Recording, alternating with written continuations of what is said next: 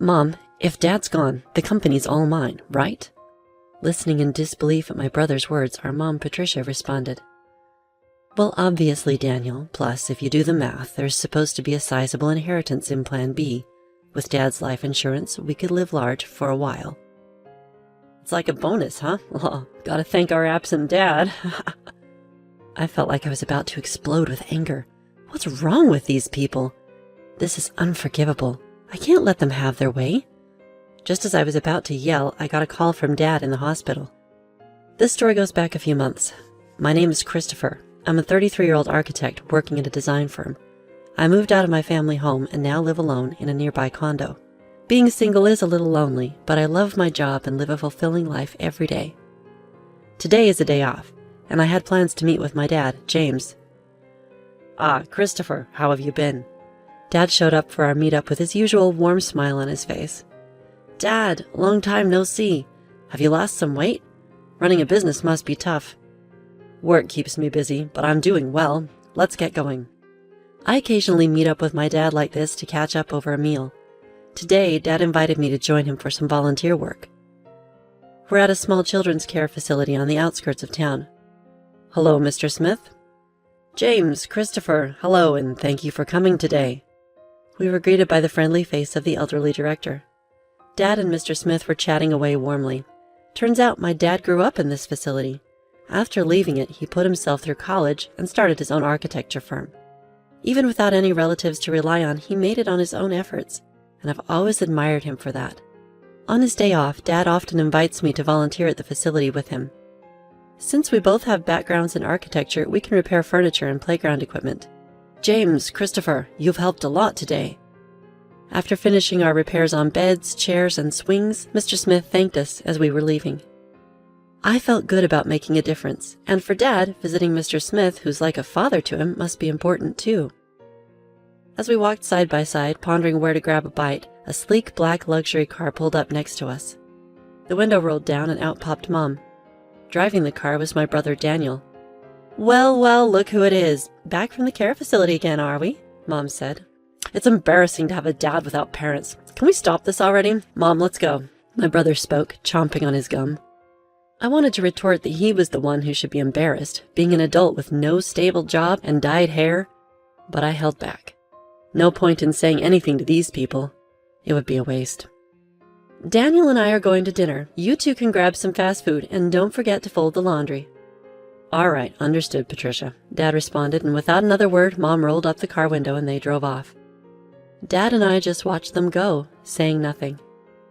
Mom and my brother looked down on Dad, belittled him at every turn. Honestly, Mom might be beautiful on the outside, but that's about it.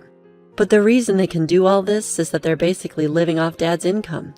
They've been trash-talking him for as long as I can remember, saying he's a deadbeat from an orphanage, that he has no ambition or excitement in his life. They probably only see Dad as a wallet that listens to their every demand. What's worse, my brother Daniel eats all of this up and joins in on making fun of Dad. Our family has 2 kids, but Mom has always lavished her love only on Daniel. She's pretty much ignored me, giving Daniel whatever he wants, whenever he wants. Thanks to that, Daniel still clings to Mom like a child. Even in his 30s, he still calls her Mommy and lets her dictate even what he wears and eats. When I heard that Mom accompanied him to every driving lesson, I was floored.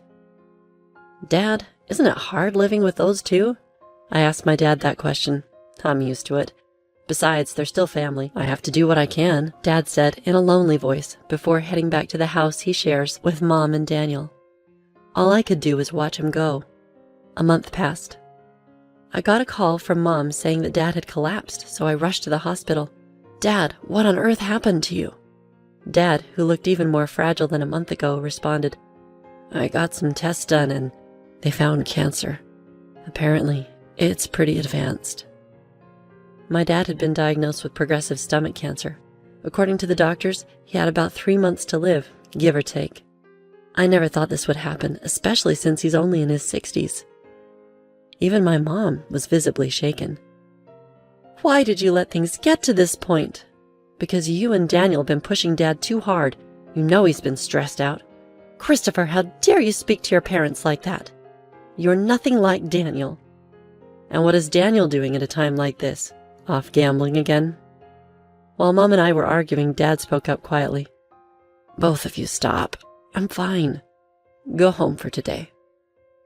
Dad, I'm sorry. I'll be back. I left the hospital room, but between my worries for Dad's health and the shock of his prognosis, I couldn't sleep that night. After that, I took on the responsibility of bringing Dad a change of clothes and doing his shopping as he requested. Sure enough, neither Mom nor my brother lifted a finger. Still, I wanted to make Dad's time as comfortable as possible. I popped into his hospital room during breaks from work and took care of him for 2 months. Then, one day, when I went back to my parents' house to grab some of Dad's belongings, I overheard Mom and my brother talking in the living room.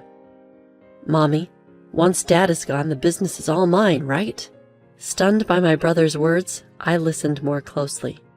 That's when my mom chimed in. Daniel, it's not a given. Besides, if you do the math, there should be around $2 million in inheritance. Wow, that's awesome. Maybe I should buy another car. Why not? You'll be the company president, so you should drive a nice car. Thanks to his life insurance, we can live a little lavishly for a while. It's like a bonus. Gotta thank Dad for not being around. I felt like I was going to explode with anger. What kind of trash are these people? Unforgivable. I can't let them get their way. Just as I was about to unleash my anger, I got a message from Dad. Christopher, can you come to my hospital room alone? I managed to contain my emotions and went to see my dad. He had lost even more weight recently and his complexion looked bad. Christopher, thank you for always being there. What are you talking about, Dad? Just tell me what I can do to help. As I sat next to his bed, Dad began, There's something important I need to talk to you about. I listened quietly to my dad, holding back the tears as I responded. Visiting hours are almost over, so I'm going to head out, but about what we discussed? Dad, just focus on taking care of yourself for now. Thank you, Christopher. See you later. In the end, that was the last conversation I had with my dad. He took a turn for the worse shortly after and passed away the next day. I held my emaciated father's hand in the hospital room and cried. My mom and brother also put on a show of tears, but only this time. Things got pretty tough after that. Mom was technically in charge of the funeral, but of course she didn't lift a finger. Instead, she showed up at the funeral all dolled up in makeup and tried to cut corners on the costs. He doesn't even have any relatives. Why not keep it simple? Dad's coworkers and business associates are coming to the funeral. Don't embarrass us with that kind of talk. And today, while getting his necktie tied by Mom, Daniel chimed in. Just do what Mom says. Don't waste money on a dad like that. Daniel, just be quiet. If it's about money, I'll handle it. At least let me give Dad a proper send-off. So I ended up taking charge of the entire funeral. It seemed Dad was well loved by many people. Lots of folks came to pay their respects. That made me really happy. About a week had passed since the funeral ended. That's when Mom spoke up, now that we were a family of 3. Finally got that person out of the picture. Now the $2 million inheritance is all ours, right, Daniel? And Dad's company, too. Man, I'm finally going to be the boss. Listen up, Christopher. You better give up your inheritance, got it? Just after the funeral had ended, they were already talking about this stuff. Annoyed, I replied, Dad had already arranged all the inheritance matters with the lawyer. I have the contact details. What? Why didn't you say that sooner? Call the lawyer right now. That's right, Christopher, hurry up. So I dialed the number on the business card that Dad had given me. Not long after, the lawyer who arrived was a woman in her mid-30s. I'm Attorney Williams. I have been authorized by James to handle matters concerning the inheritance. I'm very sorry for your loss. While shaking hands and greeting the lawyer, my brother grinned and said, Wow, I thought lawyers were all old dudes. You're quite the looker. Got a boyfriend? Oh, Daniel, do you like her? Mommy prefers someone younger. Knock it off, both of you. Thank you for coming all this way. Please come in. We ushered Miss Williams into the room and listened to what she had to say. Let me explain. First of all, concerning the company, James had told me before he passed that it would be transferred to an acquaintance's company. I've been proceeding with the paperwork." "What?" The one who raised his voice was my brother. "What does that mean? I was supposed to become the CEO." "I've heard nothing of the sort. For the sake of the employees, the company will be merging with a trusted and skilled company that your father was fond of. The other company has already agreed, so there's nothing that can be done." "That damn outsider! Damn it!" My mom hurriedly chimed in. "Daniel, calm down. The inheritance is ours, right? It should be around $2 million, shouldn't it?" Ms. Williams answered in a matter-of-fact manner. "No, there's nothing like that. The company was not doing as well as you think, and any remaining assets have been used to prepare for the company's transfer." "What? What about our money?" "There should be $2 million coming in, Mommy. What's going on?" "Patricia has received a substantial life insurance payout. She has left a will expressing the desire to gift that money." "What are you talking about? We've already spent that on a new car." "Hey, lawyer, Dad had multiple insurance policies, right? What about those other payouts?" "Regarding life insurance, James had canceled all policies before he passed. All I know is that the money was used up." "What? Where did all the money go before he died?" "Damn it! Was he planning to leave us without a dime?" I watched Ms. Williams leave as my mom and brother lost their composure. As she left, she said, "It's tough, isn't it?" All I could do was give her a wry smile in return. I looked up at the night sky, recalling the last conversation I had with my father while walking. "Christopher, would you take over the company if I die? There might not be much in assets, but I should be able to leave you at least the insurance money. There should be enough of that." "What are you talking about, Dad?" "You are the only one in the family who was kind to me. I wanted to leave something for you, at least." "Dad, I respect you for building the company from scratch with your own hard work. I want to make it on my own too. I don't need the company or the insurance money. But if there's any inheritance left, I want you to use it as you wish. I'll help in any way I can." "Christopher, thank you. Thank you." Walking along, I realized I had arrived at the facility. Despite it being night, Mr. Smith was in the yard. When he saw me, he ran over in tears. "Christopher, James passed away so suddenly. He told me not to come to the funeral, but actually—" "Mr. Smith, my dad was grateful for both you and the facility. I just found out, too. A little while ago, James made a large donation to the facility, a really large one. Now we can buy the things the kids need. We might even be able to renovate. Thank you. But I wish James could have lived. I wish he could have been happy." While comforting a tearful Mr. Smith, I found myself crying too. Looking up at the starry sky, I whispered in my heart, "Dad, you did it. You really did it." A few months later, I had occasionally met with lawyer Ms. Williams to handle the intricate legalities of transferring the company and settling the estate. This was to be my last meeting with Ms. Williams. After expressing my gratitude for her support, Ms. Williams offered her condolences once more, comforting me in a considerate manner. As I was seeing off Ms. Williams, I thought about how I might never see her beautiful face again. She was such a kind and gracious person.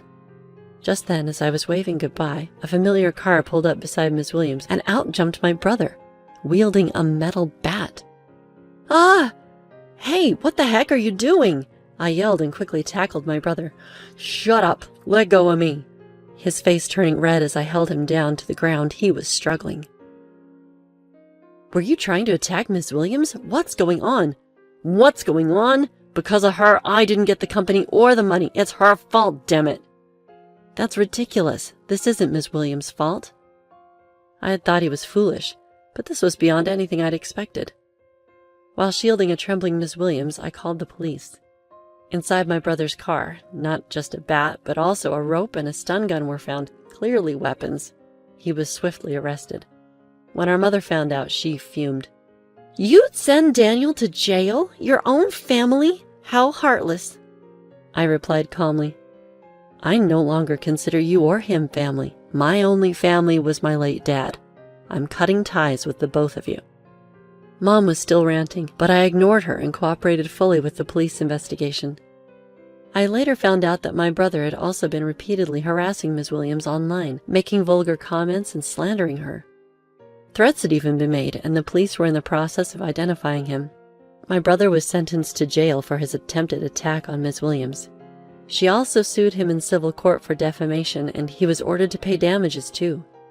Please take every penny he has if that'll make him reflect on his actions. I'm truly sorry for all this." Upon my apology, Miss Williams gave a faint smile and said, "I'll do just that. Thank you for saving me from a dangerous situation. From now on, I hope you at least find happiness, Christopher." Several months later, when spring arrived, I found myself at Sakura Garden.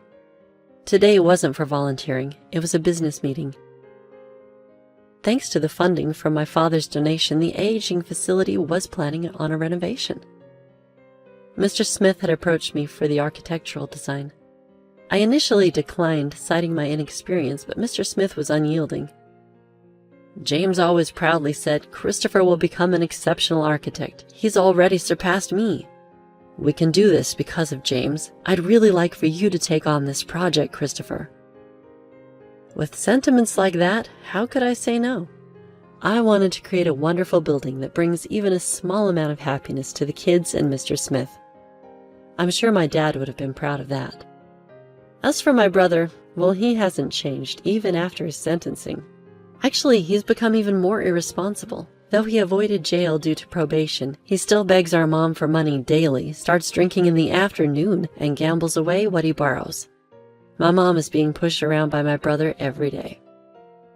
The large house we lived in, thanks to my dad, along with the car bought with insurance money, were sold to pay for Ms. Williams' compensation and my brother's bail.